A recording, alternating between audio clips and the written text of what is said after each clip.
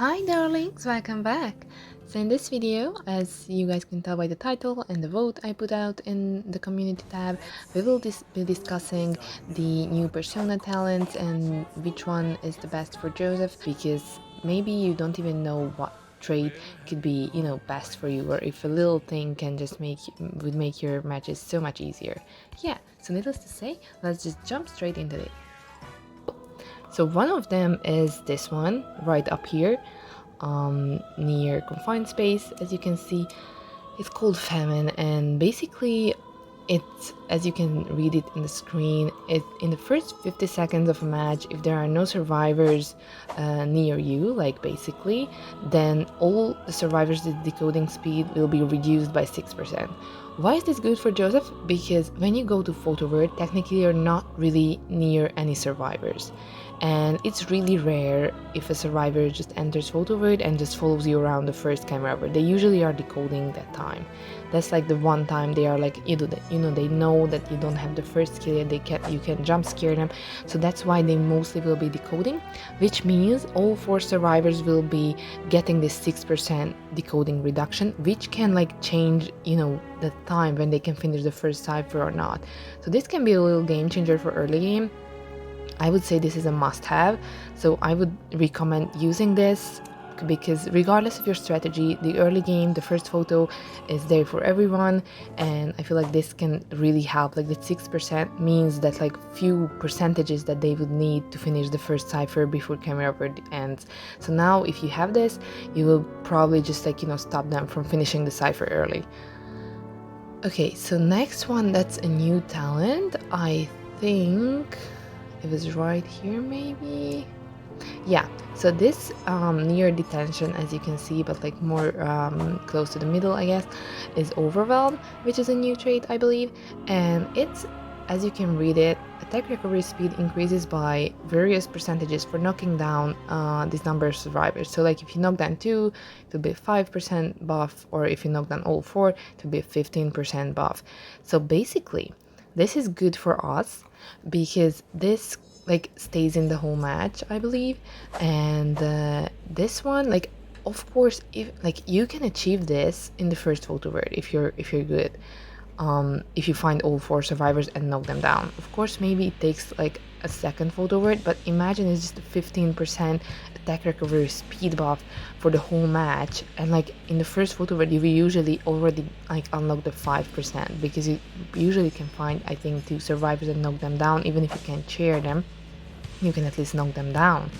And that saved is like one of them gets saved and you can like down them again, then it's already 3 survivors down, based on how this persona talent understands it. So I would say this is a really good addition as well, because like Joseph already has a fast attack recovery, and like by making that even faster, just imagine, like it's like actually insane how fast his attack recovery will be. So I feel like this is also a good talent if you like it, or if you find this description nice, because I really do, and I actually noticed that percentages through the whole match, and I really enjoy having that.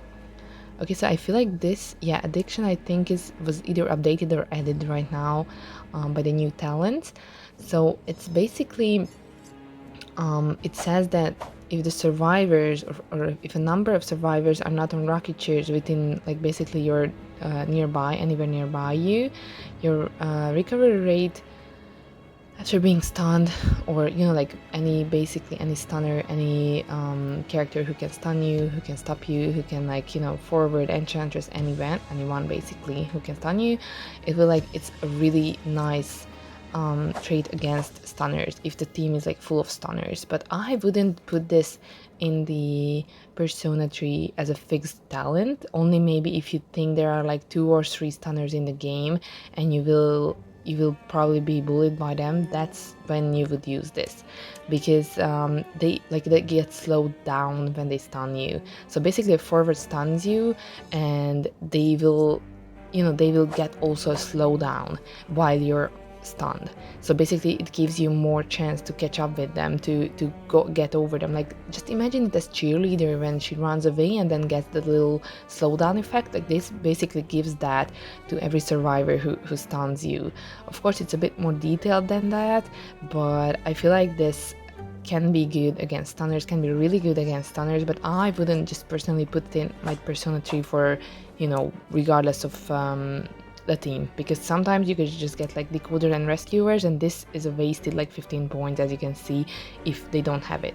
So yeah, like another little information for you, if you're building your Persona 3, I would say just build a base. For example, like as I said, just pick your main talents, pick some talents that you must want in every match, and then you will see how many points you have left to change, because based on the teams, based on the maps, you can like change up some things before the match starts, or you can actually just create another one, like for like teams with a lot of stunners, for decoder teams, etc, etc. So basically that's, I feel like it's a really good thing to just have a base build. Of course this isn't the base, I'm just like trying to explain, to like pick those talents that you want to have all the time, and then later on when the match is about to start, you can just pick the ones like specifically for that match. I feel like this can really like make a difference. Yeah, but let's now move on for the few talents that I think are really useful for Joseph. Oh sorry, yeah, like this is another new talent, just let's quickly go over this. So basically this one, after they decoded the first 3 ciphers, so there are only 2 ciphers left, your movement speed will be like accelerated by 6% for 10 seconds, and your pellet destroying speed by 15 seconds. I would say it's not really for Joseph, because that's already like end game when there are only 2 ciphers left, and this is basically a little help for chasing. So I would only recommend this trade, for example, for hunters who chase, who have to chase, because this can really help catch up with that survivor you're chasing after. But I would say it's not really for Joseph. Okay, so let's now go over the talents that I feel like are really important for Joseph to have in like every match. So one that's a must-have is Constrain, here just next to the middle. It's basically the cipher machine furthest away from you at the start of the game, cannot be decoded for 40 seconds. This one is of course the one where the cipher is blocked. Mostly in every spawn mode, there will be a survivor spawn near that cipher, so it's basically wasting time for the survivors from decoding. So I think this is really like a must-have. Another thing that I would personally put in to the must-haves is, let me just see, like this one is really nice. Of course it's just 5 points, that's why I always just add it. This of course displays the down survivors within 18 meters. I think for most hunters it's not really that useful as for Joseph, because of course after camera word ends, it's really nice to, you know, see the survivors that are downed nearby. I feel like this is really just, you know, nice to add. It's just 5 points, so why not, right? So what I usually add is like here there are these 3 talents, as you can see. One is pellet destroying speed. I always add this one because survivors just love to pellet spam, and on every map I just find myself just breaking pellet after pellet because they just keep dropping them, and you only have 1 blink, you know, we can just blink every pellet drop. So I feel like this is really useful to have. Of course this is not a must-have. If you need talent points for something else, then you can take out of these 3, but I always have these 3 unlocked, and before every match I modify these 3, like I take away from these 3, I add to these 3 most often. So this one is like your attack recovery speed will be increased even further. So now just pay attention, this one increases your attack recovery speed up to 25%. I usually only have like 2 in it, so it's only 20%, but imagine this added with this one, so it's basically you have it maybe like before mid game, that 15%. This one can give you like 20% when they are on the chair. That's 35% already, and this is, I think, really useful because Joseph doesn't really have a camp. So this one, by hitting the rescuer maybe a bit away from the chair, this gives you a chance to catch up with them before they are rescuing or while they are rescuing, and give that terror shock or give that like second hit, double down. So this basically like doubles your chances for a double down or a stopped save, and that's why I feel like these two can really complement each other really well. Of course, this berserker is only effective when someone is on chair, but you know, like if you get the first person on chair, maybe two are injured and the third one comes to rescue, and you maybe camp the area, you find them a bit like farther from the chair, you just like have like, I think, 80% chance of stopping that save, and this can change matches as well. So this one is basically just a normal you know, like a recovery speed when you're stunned. I feel like most matches have a stunner, or like this also works for pallet stuns. It works when they're you know, struggling free. So that's why I always have this. It's not really as detailed as these two, I feel like, because this is more for maybe like enchantresses, batters, you know, someone who can just stun you so many times after each other. But I think this is just a general little struggle against these survivors, even if it's a pallet stun, even if it's like basically anything. So that's why I just always have it. If I need the points, I can of course just take it away from them, but I usually do have like two, as I said, in all three of these, and then modify my persona based on the team later. So let's just, like, there is also impact, which a lot of JoJo mains use. This basically increases the self-healing time for survivors. So basically, you know, when you hit them, it's harder for them to heal. I don't really know, I don't really use this often, because I feel like if the survivors are aware it's Joseph, then it's really limited when they can heal, so they won't be spending healing time that much, only like when they are healing up from being incapacitated. But you know, it's excluding self-healing time. So basically when they're healing themselves away from the teammates, it won't work. So that's why I just don't really use this too often. What I recently really found that I really like is Sadist. It, as you can see, speeds up the rocket chair's countdown by like these percentages.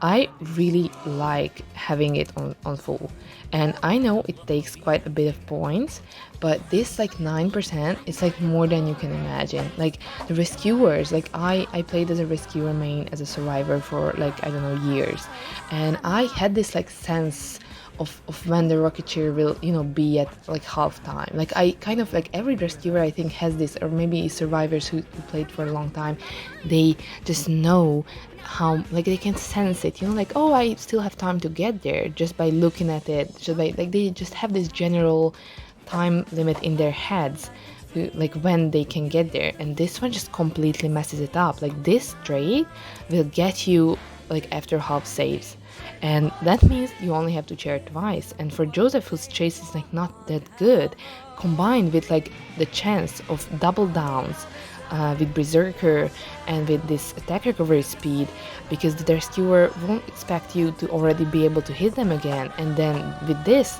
they can only save after half. And because like with Joseph, he's not really a scary hunter when camping, so the survivors are usually just like saving the very last second. It happened to me so many times when they just like got there in the last second, and I tried to stall, but they still managed to get it before half. But this will be changing that. And of course here, as I said, with these three talents up here, you can also take back one or two maybe, but I would say just try it out once or twice in your matches, because I feel like this is just, it's amazing. Of course, you don't have to use all of the ones I tell you. I'm just trying to point out the ones that I think is really useful and why it's really useful for Joseph players. So quickly, I will just show you guys my talent I'm using currently. So basically, as you can see, I don't have any of the 4 talents unlocked. Of course, I'm still like kind of experimenting with this maybe. Oh yeah, like I was trying out this one, as I said, and I found that, like what I explained, I don't really like it. So now even I have like 10 points extra. As you can see, I have these unlocked. I could unlock one of the main talents if I just like quickly reorganize this. I was playing against you know, a team with like I think a better like antiquarian or something. But basically, as I said, like I have 15 points by taking back the points that I, you know, used for the specific match. And as you can see, these are the talents I'm having. This, I said I have this on 3. I have the attack recovery speed buff, as I said, also berserker. So another one that I really would say that it's really useful is mischievous. So basically this increases battling speed. Why it's important? Because as you know, Joseph like balloons more than any other hunter. We like balloon like 3 or 4 times as many times as normal hunters, because they, of course, they chase, they get that one survivor, they chair them. But we chair like all the time in photo world, we chair in real world. So basically we balloon a lot of times, and by increasing that speed by 20%, you actually win a lot of time to, you know, for yourself, for because like as I said, we balloon so many times. It's just really self-explanatory. It just wins you a little time. If you find photo grid ends a little too soon for you, maybe you need like 1 or 2 seconds to get to that chair or to get to that cipher or whatever, then it's just a really nice like 5 points if you already unlocked this one. This, of course, is unlocked by automatically when you unlock Famine obsession, but basically it's just a little movement speed buff when there are no moving survivors in your vicinity. Basically this is good. I feel like it's like a good like talent to lose 5 points on in that sense, because when a picture is over, like a photo word ends, then sometimes you're just like out in the open, no survivors nearby, and then this speed buff can like really come in handy because it will help you transition to the area where the survivors are. So I think this is a great things. Like you're not wasting these points by unlocking this or this. You're just like, this is a useful thing actually for Joseph. So as I said, you still have 20 points here based on building this. Of course, you can take out of these if you find you don't really have trouble with stunners, or you don't really have trouble with breaking pallets. I really like Joseph breaking pallets like super fast, and with this it's just like really nice, really fast. It gives me the chance to catch up with the survivor for that last hit, so that's why I like these. And I found that like the 4 main talents aren't that essential for me, and I will explain why really shortly. So as I said, we can just like cross out insolence because it's really just not useful. I don't think it's that big of a change to the chase to like unlock it for me. So it's basically, if you like it, unlock it, whatever. It's not really for me. Anyway, so the 2 most importance for Joseph, I think, are detention and trump card. So trump card is just personally not really my taste. It's always like either the, you know, the time that it's like spending the cooldown is not fast enough to use the talent to the max, and I just usually just like to either take blink or teleport anyway to the whole match. I can just like handle the match without having a change. But if you like it, unlock it. If it helps you, then unlock it. It's really just don't follow anyone's advice blindly. So if you agree with them, and if you find like, oh yeah, like I actually don't really use this talent or that talent or this talent to the fullest, then just take it out from your persona. Just take it out if you don't feel like it helps you that much. And even though any professional player says that it's a godly talent, if you can't utilize it in your own matches, it's worth nothing. So yeah. The next one I always used, if you guys been watching me for a few years, I always had detention. I always said detention is like holy grail and you always need it. But you know what I noticed? That like most matches I win is like, as I said in a video recently, like Joseph relies on early game. And if you have that like early game strategy like supported by the persona talents early in the match, then basically you won't need detention because the survivors won't get to the late game. This technically, this like it's only 5% movement speed boost when they are in a rocket chair. It's really not that big of a deal, honestly, and it's wasting 15 points, and there's another 15 points, and this is only after the exit gate's been activated, and it's also an attack recovery speed, but it's only like max 10%, and the movement speed is also max 5%. Like, these are kind of just a wasted 30 points to get detention, which you might or might not use at all in the match, depending on how it goes. Like, this is really easy to just judge based on your matches. You can just like look at your matches and think like, do you usually get to the late game? Do like most of your, like, just view 10 of your matches, let's say, and just count how many of those you actually got to the end game when they decoded all 5 ciphers. Because we call like the early game, I would say, the first 3 ciphers being decoded. After that it's middle game, but you can just say middle game from the middle 2 ciphers. So after 2 ciphers being decoded, it's just whatever. And I feel like late game only starts around when you have like only 1 cipher left, because that's when it really heats up. And I would say just like view your matches, just try like a 10 match little test period and see how many of those matches do you actually get to use detention, how many times you actually get to, you know, get to the part where the ciphers have been all decoded and you rely on detention to get that win. Because if it's less than half of it, then I would say you don't need detention, and you can basically get like, I think 35 points just by not having detention, and that's 35 more points to get you a chance in better chasing, better early game.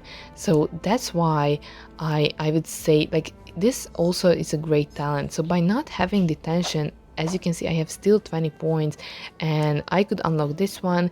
It's when the survivors are in balloon. This is of course another trait that is really good for photo word. When you're moving with someone ballooned, you can just unlock it. Of course I used all of my points, now it's full, the persona tree is full, and I feel like, or I think they call this like a snowflake persona or something, but I feel like this is truly what's most beneficial for Joseph if you focus your game strategy on early and middle game. And just like I said, just try, even if it's just 5 matches, just try a few matches and see which talents are really useful to you. But as I said, first, it's just really easy to just build your persona. Let's say you found that you really like detention because you use it maybe like on every 6 match, and it's not a problem if you're a hunter main who prefers late game, then it's all fine. I prefer early game, so you prefer late game, you need detention, you unlock it. It's already 40 points away, so it makes it so much easier. Let's say if you really need trump card, then you unlock trump card, you still have 50 points. So as I said, maybe you wanna use Famine because of course it will help you. You wanna use, oh, that's already unlocked. You wanna use a little, I don't even know, here I said you want to use this one to have like the speed of the rocket chair countdown. I maybe you put in 2 of those. And let's say you want to also have the pallet breaking speed because you want that. You already have your persona tree, and there you go. So basically it's not really a long time, because as you can see, these talents are pretty far from each other. So if you just know 5 talents that you really want, you can just base your persona tree around that. As you could see, it was like less than a second, less than a minute, and I had my own persona tree. And if you're unsure, just give it a try. Just go a quick match, go whatever, and see how you like it. See if you could utilize trump cards, see if you could utilize teleport, see if you could notice the difference with the chair countdown, see if you could notice the difference when the pallet breaking speed is there. So, and if you didn't, maybe if you didn't like you see yourself not really breaking any pallets, maybe you're more the person who goes around and uses jump card more, then just take it out. And even this one, if you take this out, you can just read what's under it, because as you can see, it takes 3 points. If you find this is not really something that you use, you just take all those points out, and you can like have so many other possibilities for you to spend the points on. So there are really a lot of them that you can like read through. Just try and find the ones that actually do work for you. And if it's fine if you just go like a 5 or 4 or 6 or 10 matches just to see how you like them, how they work for you, but it's the most important to find the one that works actually for your personal effect. And this can also go to any hunter. I'm just like trying to, like, this video of course is more centered around Joseph. As you can see, this is my persona tree. I still have the 15 points. I don't really I found myself not really needing any of the main talents, so basically I still have that 15 points to unlock, to just put it to anywhere basically. Like I can put it all here. Maybe if I want these to be maxed out, I can just put it here. I have a go-to persona tree for any match. This can like basically get me covered in any match. I still have a little thing against stunners. I still have the great camping and the great attack recovery speed to stop the save or to follow up with the survivors fast. I have the photo word speed maxed out. I can walk really fast there. I can, you know, carry the survivor, chair the survivor. So basically for me this is something that works really nice. And yeah, like basically that's, I don't think there is anything else I can say about it. Oh, on a second thought, maybe I just wanna quickly show you guys one more skill that I always use. Talked about it in like every other persona video, just like a little honorary mention. So where are we? Yeah, like this is the persona trium. Yeah, okay, so here as you can see just down there under Overwhelm, that I said I find it's really good, is this trait, no survivors. Just 5 points if you already have this unlocked. And this one basically just within the range of 25 meters from knockdown survivor, they will, like, every moving survivor will increase your attack recovery speed by 10%. This is also good based on face value what you can get here, because someone, you know, they are usually trying to distract you from the survivor that's down. They're trying to maybe bully you there, like try to, you know, maybe a battery is there or a cheerleader is there or someone. So basically this can like make it easier for you to hit them. But why I'm using this and why it's especially good for Joseph is because this little symbol will pop up right next to tinnitus or whatever it's up there when the survivor is near. This is especially useful on map like Lakeside or Chinatown, where they can easily hide, and by this symbol popping up you will know that the survivor is in that area. This is really good. I feel like I found it's really useful when the photo word ends and you're just going, you know, where you think the survivor is, but you maybe don't notice them right away. You don't have the persona unlocked where they are uncovered or whatever reason. And this, by this symbol popping up, even if you just see a survivor decoding there, you are like, maybe, oh, then the knockdown survivor must be somewhere else. But if this symbol pops up, you will know for sure that they are there. Of course, this needs one survivor to be around there, but this one will be able to, like, to make you be able to tell exactly if the survivor is running away from you because they are like preparing to kite, or if the survivor is running away from you because they're trying to lead you away from the knockdown survivor. So most of the time when I see this pop up and the survivor that's on foot is just moving away one direction, then I just turn around and go to the other direction, or, you know, try to see where the knockdown survivor is, because you just walk around that area and then they will be probably highlighted if you have that persona talent unlocked where they're highlighted. I think this, yeah. So if you don't have this unlocked, then by this you can still be able to tell if the survivor is there nearby knockdown. And yeah, maybe by hearing this you find that it's not really useful because it needs a survivor to be around, but most of the time the survivors go to another teammate for a heal, or just be around them for an easier you know, heal and get up. So I feel like this is really useful also for those of mains. So basically, if I just started a match right now, this would be my persona tree. But as I said in the beginning, you guys, just always build your own, make your own. If you need something, just make sure it's unlocked. If you like using confined space, have confined space. If you like trump card and you can use trump card, have it. So basically that's how you build your persona tree, and I feel like these are the talents I would say they are most important. So yeah, I think this concludes this video. I hope you guys enjoyed this and could like take out some little info or like find a new talent that you would really like to try out. So hopefully I can post soon more. I will be coming with the late game strategy. As you know, the early and the middle game strategies are already uploaded, so only that one is left. I will be back soon. Hopefully I have more time to record, but as you voted this one, I tried to just record it as soon as possible, as soon as I could. So here it is. Hopefully I didn't miss anything and it's understandable for you. Yeah, so once again, good luck with your matches. If you have any questions, just feel free to drop a comment. If you have any tips for other players, also drop a comment. And please, if you enjoyed it, drop a like, drop a comment, subscribe if you haven't already, and see you in the next one. Have a nice day. Bye bye.